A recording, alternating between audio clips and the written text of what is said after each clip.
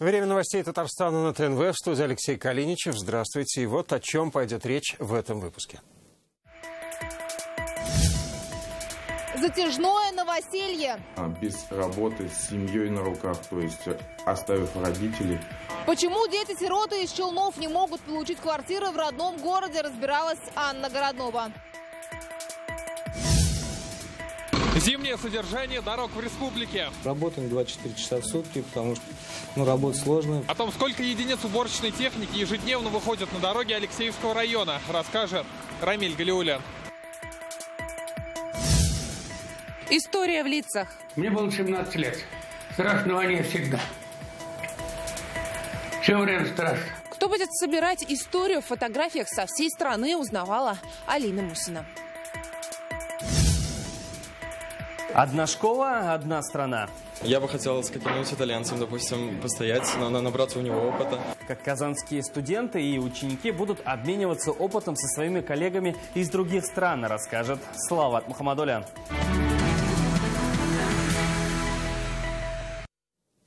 Что будет с ипотечными ставками? За счет кого прокладывать коммуникации и создавать инфраструктуру? В стране формируют федеральную программу по жилищной политике и комфортной среде. Сегодня в Москве ее обсуждала рабочая группа на Госсовете. Ее курирует Рустам Минниханов. Какие предложения звучали, расскажет Дина Газалиева. Очередь на вход в здание на Старой площади, очередь на проход в зал. Количество участников рабочей группы Госсовета по улучшению жилищных условий населения бьет рекорды. И даже руководителям регионов не сразу находится посадочное место. Этот вопрос вызывает огромный интерес, и, судя по сегодняшнему нашему залу... Вопрос жилищного строительства до 2024 года действительно очень серьезный и для многих регионов болезненный. Председатель рабочей группы Госсовета Рустам Минниханов еще в декабре обозначил основные направления в работе органа. Общий мозговой штурм выявил все слабые точки, текущие в России стройки. Самый главный вопрос – спрос. Сегодня мы можем построить и 1,5, и 2 раза больше. Но если мы спрос не организуем, это прежде всего. Потом идет инфраструктура, транспортная, инженерная и социальная. Цель национального проекта – построить в России дополнительно 120 миллионов квадратных метров жилья за пятилетку. И каждый год улучшать условия проживания для 5 миллионов россиян. Надо, чтобы построенное раскупали. Чтобы поддержать спрос на рынке жилья, причем многие приводят конкретные цифры в плане того, значит, сколько сегодня непроданных квартир на рынке в субъектах Российской Федерации. Министр озвучивает желаемую ставку ипотечного кредитования, ласкающую слух – 5% годовых. Чтобы такое стало возможно, нужна программа субсидирования ипотечного кредитования со стороны государства. Аналогичная схема уже работала в России в 2015-2016 годах. Нужна перезагрузка, уверены участники заседания.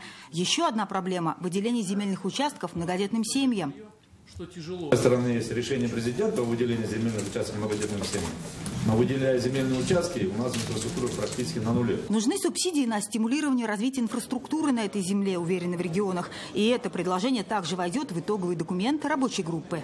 Все проблемы отрасли и годами нерешенные вопросы будут сведены в один общий документ. А уже его Рустам Минниханов представит вниманию Владимира Путина в рамках предстоящего в феврале заседания Президиума Государственного совета страны. А до него, по инициативе президента Татарстана, будет проведена встреча с руководителями банковского сектора. Стороны будут искать компромисс и по размеру ипотечной ставки в том числе. Дина Газалиева, Матвей Шинкаренко, Александр Ярошов, Марат Закиров, ТНВ, Москва. Счетная палата России озвучила неожиданную информацию. Итоги ее проверки выявили: в Татарстане слабо ведется учет закрепленного за детьми-сиротами жилья. В этом списке еще Мордовия, Пермский край, Тульская и Сахалинская области. Кроме того, проверка выявила и низкое качество предоставляемого сиротам жилья.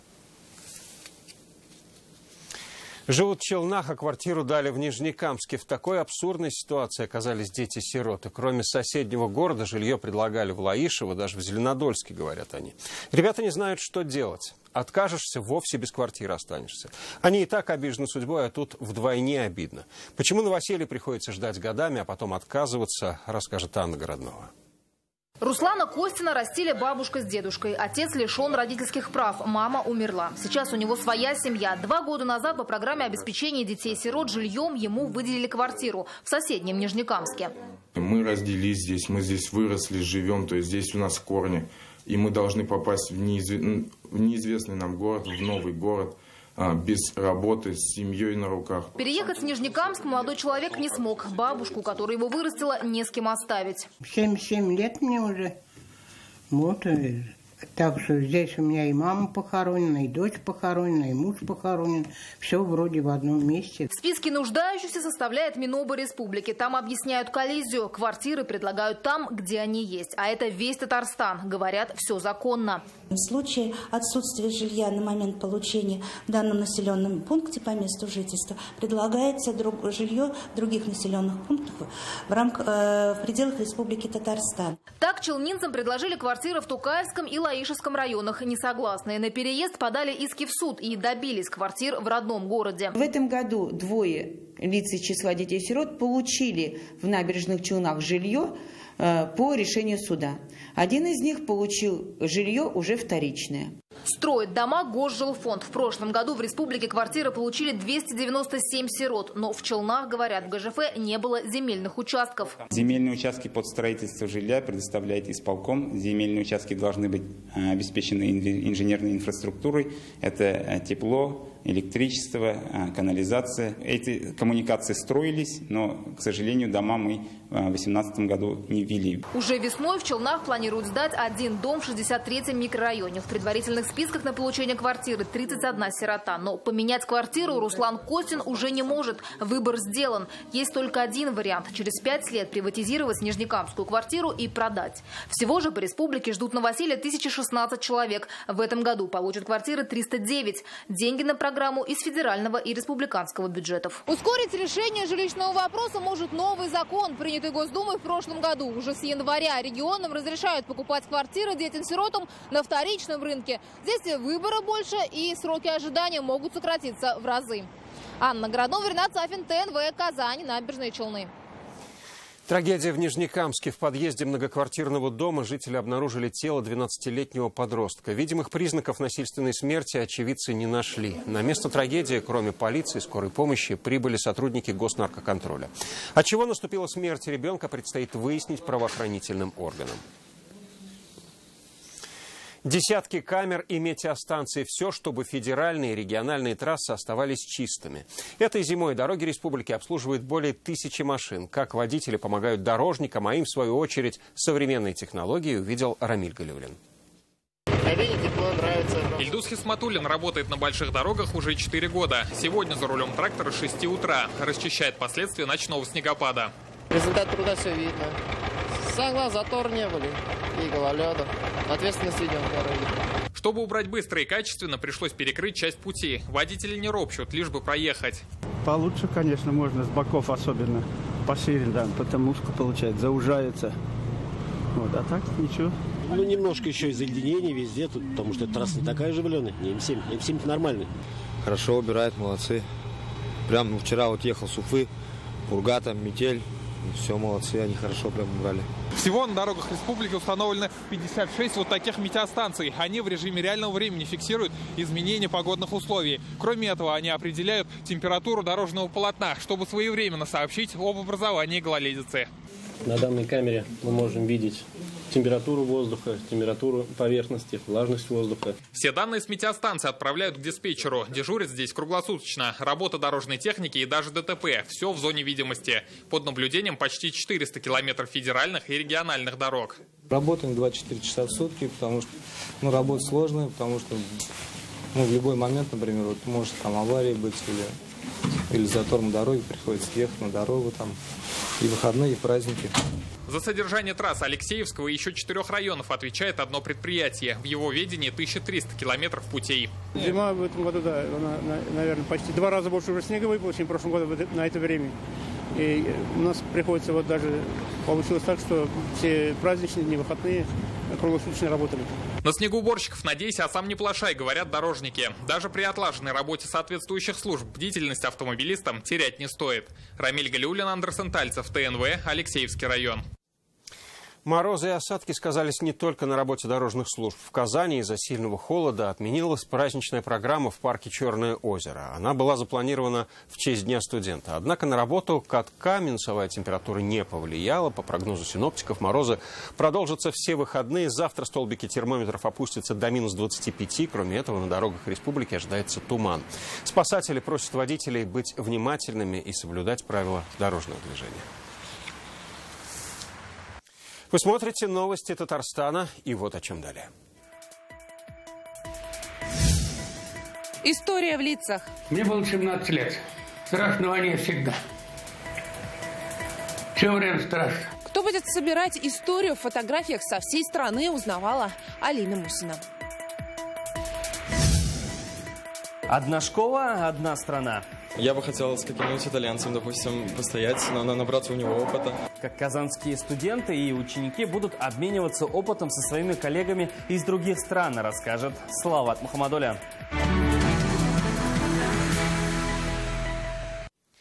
Они объединят память по фотографиям. В России началась акция к 75-й годовщине Победы в Великой Отечественной войне. Со всех уголков страны собирают фото участников боевых действий. Они будут переданы в галерею «Дорога памяти» в Москве. Как увековечить имя своего дедушки и куда приносить фотографии, узнавала Алина Мусина.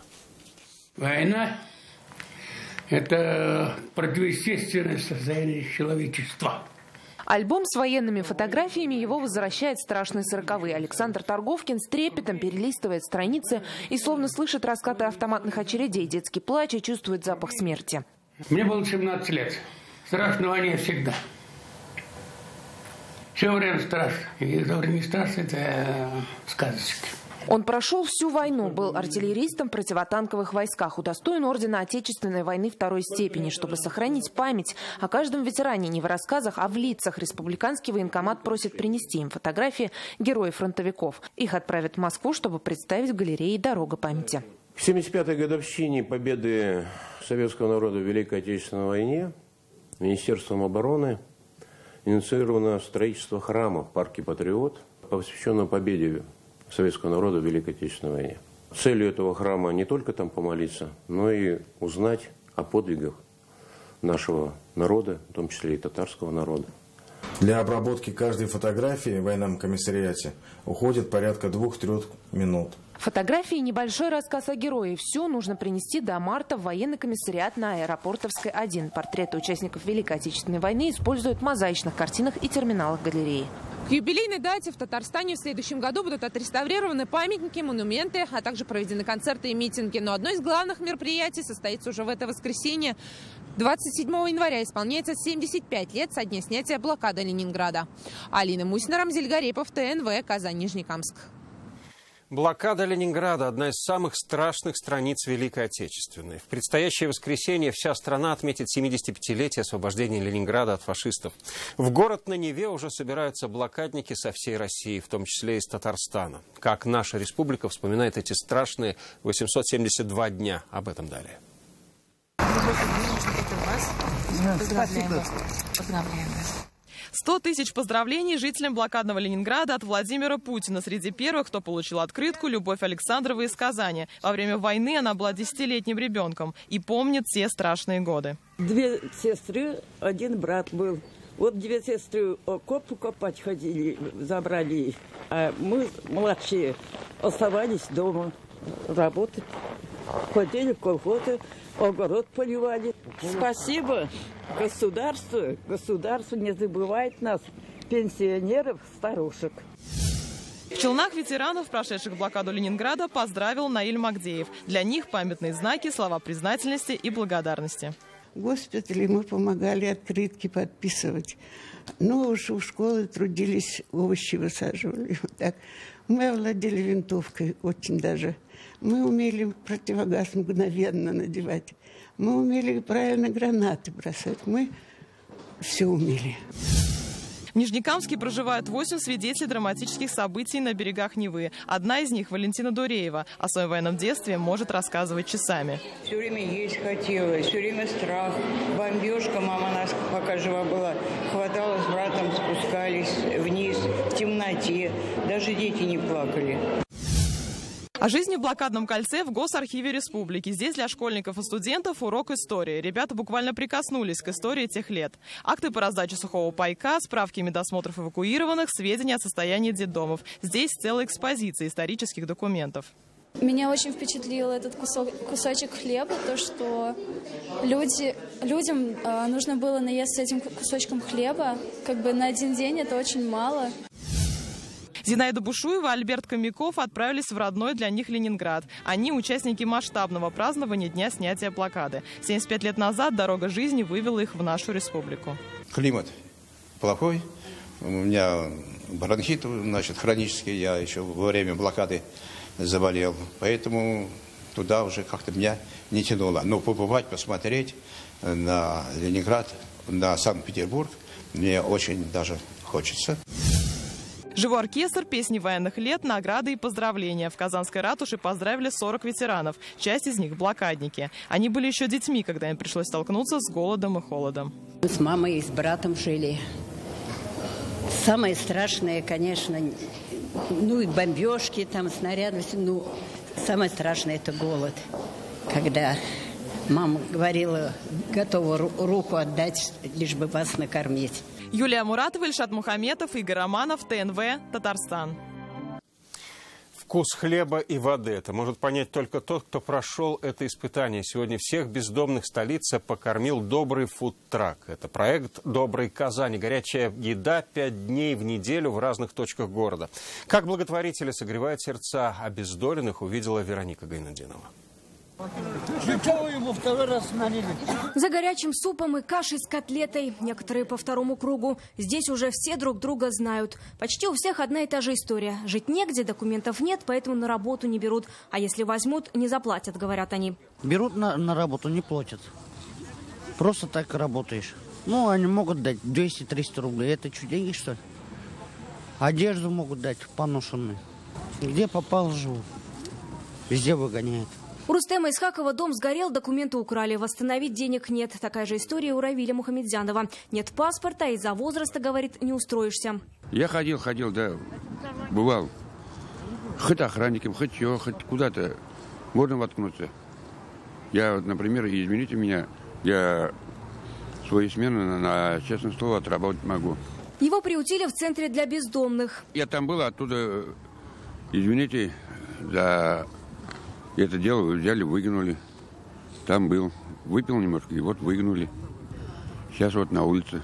В таком же положении и Галина Аверьянова. Она из города Петушки Владимирской области. Приехала, говорит, куда глаза глядят, добиралась по-разному. Работать тоже хочет, но нет документов. Пить я не пью. Работать, я говорю, я отработать любую, я какой хотите. Я художник, я в художественной школе отучилась 4 года, я иконы реставрировала. А сейчас я вот в таком состоянии. Всех бездомных и нуждающихся 5 дней в неделю подкармливает добрый фудтрак. За день уходит больше 60 порций. Кроме горячего питания можно получить помощь медиков и юристов. Вероника Гайнудинова, Рамзиль Гарипов, ТНВ, Казань. Итальянцев будут учить готовить чпачмак, а россиян – настоящую пиццу. Татарстанские школьники и студенты станут участниками программы WorldSkills «Одна страна, одна школа». Ученики из 57 заведений Казани, Лаишевского и Зеленодольского районов обменяются опытом с участниками мирового чемпионата. Как готовятся их встретить и как идея из Японии приживется в Татарстане, расскажет Салават Мухаммадуллин. Урок английского для будущих бариста с президентом WorldSkills. Пока одни конспектируют, другие готовят кофе для британского гостя. Так, за чашечкой капучино и беседой о будущем рабочих профессий стартует программа «Одна страна, одна школа».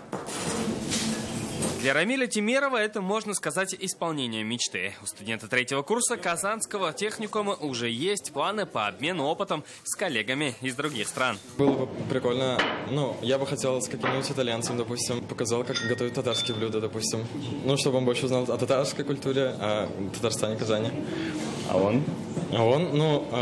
Как в Италии, основное блюдо это как пицца. Обмениваться опытом в казанские школы и колледжи приедут гости со всего мира. Вот здесь, например, их будут учить готовить наши борщи, щи и вот такой ароматный харчо. Принимать студентов из полусотни стран будут школы из Лаишевского, Зеленодольского районов и Казани. Впервые эта программа была запущена в Японии. Для участников соревнований это возможность познакомиться с культурой, встретиться со своими коллегами. То же самое и для местных ребят. Плюс спортсмены настроятся на мировой чемпионат. Он стартует уже в августе, и тогда ради такого опыта на каникулах можно поставить паузу. Салават Мухаммадуллин, Александр Лобанов, ТНВ, Казань. Сегодня Татьянин день. Студентов республики поздравил Рустам Минниханов по-особенному. На своей странице в Инстаграм президент присоединился к популярному флешмобу, разместив фото своих студенческих лет, когда учился в Казанском сельскохозяйственном институте. Свою публикацию Рустам Минниханов озаглавил «Кем ты будешь завтра, сегодняшний студент?». Отметим, что этот пост собрал уже более 13 тысяч лайков. Позже президент на своей странице опубликовал мем с самим собой. Шутливая картинка посвящена также студенческой теме.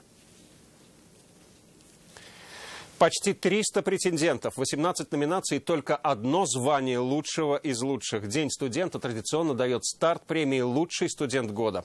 Поздравить лучших представителей вузов республики сегодня пришел и Фарид Мухаммедшин. В эти минуты на премии в «Пирамиде» находится и наш корреспондент Сергей. Здравствуй, расскажи, что там происходит и как вообще можно стать лучшим студентом республики. Да, здравствуй, Леш. Что ж, действительно, прямо сейчас я нахожусь в «Пирамиде», где в эти минуты уже вовсю идет премия «Лучший студент года 2018». И если взглянуть в зрительный зал, то там просто невозможно найти пустых мест. Колоссальный интерес к этой премии на протяжении всех 14 лет ее существования у студенчества республики. И почему так происходит? Ответ очень простой. Все потому, что организаторы из раза в раз очень классно готовятся к этому мероприятию. Например, сегодня одним из ведущих стал известный КВНовский актер, это Денис Дорохов, игрок команды КВН «Камызяки». Поэтому, несмотря на нерв, который присутствует в зале, несмотря на то, что студенты очень волнуются, все проходит очень легко, весело и, конечно же, с юмором. Отвечу сразу, Леш, на твой вопрос, тяжело ли стать студентом года? Скажу, да, тяжело. Несмотря на то, что я уже 4 года как не являюсь студентом, я пообщался с организаторами и узнал, что есть у этого конкурса сразу несколько этапов. В первом этапе участвовали 300 студентов со всей республики. Во второй этап прошли всего лишь 150 участников, а прямо сейчас лучшие из лучших находятся в этом зале, и, безусловно, каждый из них просто мечтает услышать свое имя в числе победителей этого конкурса, потому что за гран-при дают ни много ни мало право обучения в любом университете мира. Ну что ж, нам удалось до начала премии пообщаться с ее участниками. Давайте услышим, что они нам рассказали. Номинация «Интеллект года» — это непосредственно признание всех заслуг, которые было сделано за все время моего студенчества. Плюс это определенный рывок в будущее. То есть положительный опыт, который я показал в предыдущие годы, он будет определять то, чем я буду заниматься в будущем. А для остальных номинантов это возможность проявить себя, возможность показать их работу и показать то, что они действительно достойны. Хочется отметить, что сегодня, кроме самих студентов в этом зале, на этом студенческом «Оскаре» присутствуют известные политики, бизнесмены, деятели культуры, шоу-бизнеса, спорта. Все они пришли сюда сегодня, чтобы поздравить все студенчество республики. Уже обращался к студентам Данис Зарипов, хоккеист Акбарса. Ну а самого главного мы так и не услышали. Победителя и обладателя гран-при студента года 2018. Обязательно сообщим вам последние новости в следующем выпуске. Ну а пока у меня на этом все. Алексей, я прощаюсь и передаю слово тебе. Спасибо, Сергей. Это было включение из «Пирамиды» со студенческого праздника. Вечерний эфир продолжит программа «Вызов 112». Сейчас прогноз погоды. И до встречи в 21:30.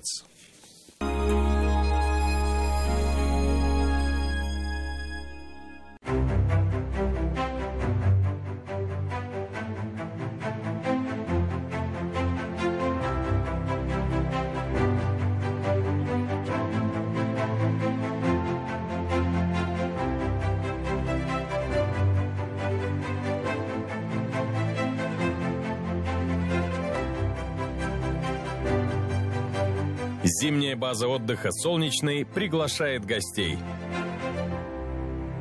В автоцентре «Марка» на Чуйкова летние цены на автомобили Nissan. Успейте взять свой Nissan по цене прошлого лета. Звоните 4 пятерки 3 единицы. Клиника медицина. 28 лет мы спасаем жизни людей. точнейшая диагностика, инновационные технологии, 28 лет уникального клинического опыта. И это все принадлежит вам. Клиника академика Ройтберга.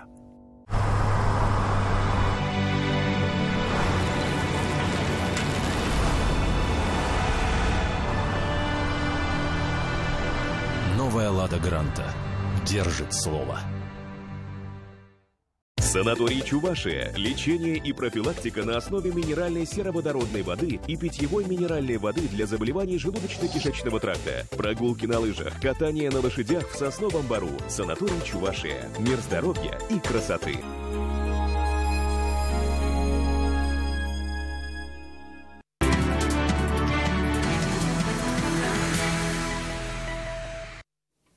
Добрый вечер. Время новостей «Спорт» на ТНВ. В студии Алмаз Гафиятов. Татарстанское «Динамо» вновь лучшее в стране. Сегодня физкультурное спортивное общество подвело итоги года. Успех на Олимпийских играх, чемпионатах мира и Европы, абсолютная победа на спартакиаде позволили сохранить звание сильнейшего регионального ведомства России. В год 95-летия динамовского движения особых успехов добился призер Олимпиады Андрей Ларьков. Чемпионами страны по хоккею на траве одновременно стали мужское и женское «Динамо». Лучших спортсменов и тренеров наградил председатель спортивного общества Азгат Сафаров. Я думаю, что мы не разочаровываем болельщиков игровых команд, как по хоккею на траве, хоккей с мячом, по нашим двум волейбольным командам. Ну и также и в индивидуальном спорте. Татарстанская фигуристка Евгения Тарасова и Владимир Морозов завоевали серебряные медали чемпионата Европы по фигурному катанию. Турнир в эти дни проходит в Минске. В соревнованиях спортивных пар по итогам двух прокатов Евгений и Владимир набрали 218,82 балла. Триумфаторами турнира стали французы Ванесса Джеймс и Морган Сипра, которые победили с мировым рекордом. Бронзовые награды достались россиянам Александре Байковой и Дмитрию Козловскому. Напомним, что Евгения Тарасова представляет Республику Татарстан, а Владимир Морозов выступает за команду Москвы. Мир покоряют не только борцы, но и девушки. В Министерстве сельского хозяйства и продовольствия состоялось чествование чемпионов, призеров и тренеров по борьбе на поясах. Прошлый год для республиканских спортсменов выдался богатым на медали. Наши атлеты привозили с чемпионатов мира десятки золотых наград. Более 100 чемпионов мира из 13 районов республики. Ни один вид спорта не может похвастаться такими успехами на международной арене. В этом году Казань будет принимать чемпионаты страны и мировые старты по борьбе на поясах. Результаты налицо. Мы с чувством исполненного долга докладываем перед населением, нашим народом, нашей республики, что эта федерация, которая работает последовательно, он вносит огромный вклад в здоровый образ нашей жизни и делает гордым наш народ. И это все новости спорта к данной минуте. Будьте здоровы и занимайтесь спортом. До свидания.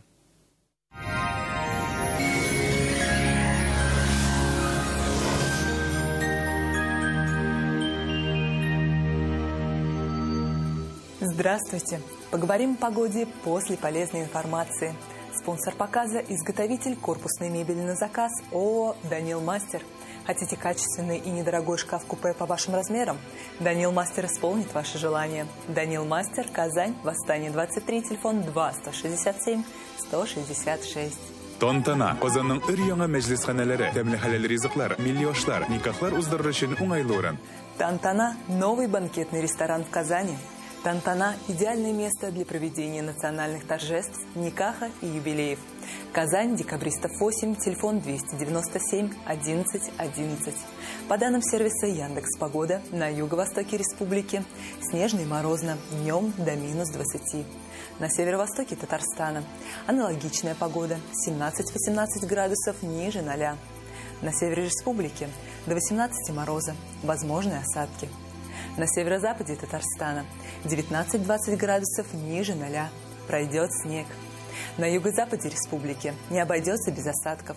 От 17 до 19 градусов ниже 0. В центре Татарстана, как и по всей республике, будет снежно и морозно. Спонсор показа – клиника Фарм-Т. Лечение аденомы простатита по европейским стандартам.